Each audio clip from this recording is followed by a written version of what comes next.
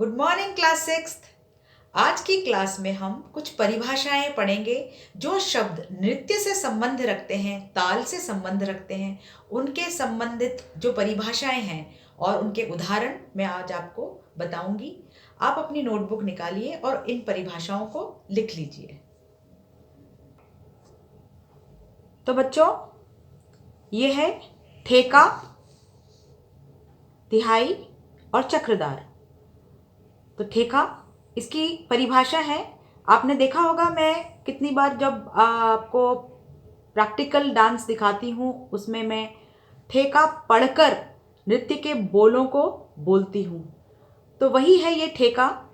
किसी ताल के तबले के मूल वर्णों को ठेका कहते हैं। जैसे ताल हमने 3 ताल सीखी है और 3 ताल में हम धा धिन धिंदा करते हैं, वही जो 16 मात्रा तक हम पढ़ते हैं वही ठेका कहलाता है। उसके बाद है तिहाई। आपने कई नृत्य में तिहाइयाँ करी हैं। कोई भी छोटा टुकड़ा जब 3 बार प्रयोग करने पर सम पर आता है तो उसे तिहाई कहते हैं। और ये तिहाई 2 प्रकार की होती है, इसको जरूर ध्यान दीजिएगा, दमदार तिहाई और बेदम तिहाई। दमदार तिहाई, जब तिहाई के तीनों पल्लों के बीच में जब हम थोड़ी देर रुकते हैं, 1 या 2 मात्रा रुकते हैं, तो वो दमदार तिहाई हो जाती है। और जब हम तिहाई के तीनों पल्लों में बिल्कुल भी नहीं रुकते तो वो बेदम तिहाई कहलाती है। चक्रधार, जब कोई भी तोड़ा, टुकड़ा, परन, तिहाई कुछ भी पूरा का पूरा 3 बार प्रयोग करने पर सम पर आता है तो उसे हम चक्रधार, तोड़ा, टुकड़ा कहते हैं। चक्रधार परन भी हो सकती है, चक्रधार तिहाई भी हो सकती है। तो आपने इसे लिख लिया होगा।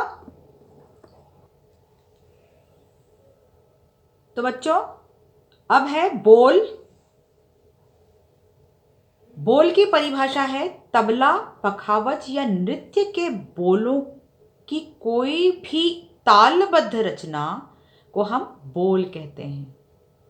अब वो तबले का बोल भी हो सकता है, पखावज की बोल भी हो सकती है, या फिर नृत्य का बोल जो कि किसी भी ताल के ऊपर हो, तालबद्ध, उसे हम बोल कहते हैं। टुकड़ा, किसी भी ताल के एक आवर्तन या उससे कम मात्रा संख्या का बोल टुकड़ा कहलाता है। छोटा नृत्य का बोल टुकड़ा बोल सकते हम।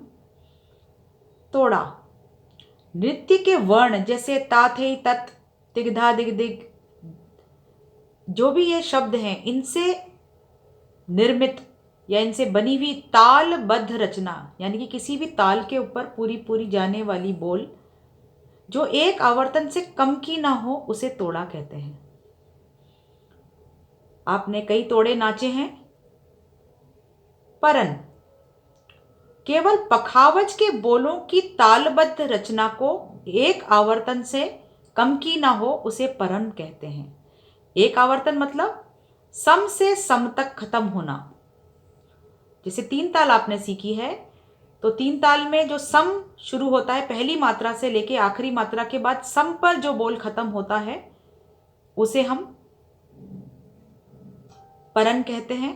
और परन का पखावज का बोल होना जरूरी है। आशा है आपने इसको अपनी कॉपी में लिख लिया होगा।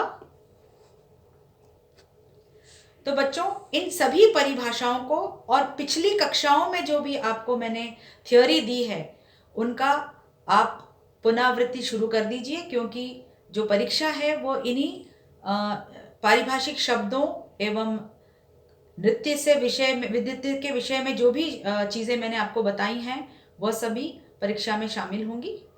तो आप इसका अभ्यास कीजिए, उनको याद कीजिए।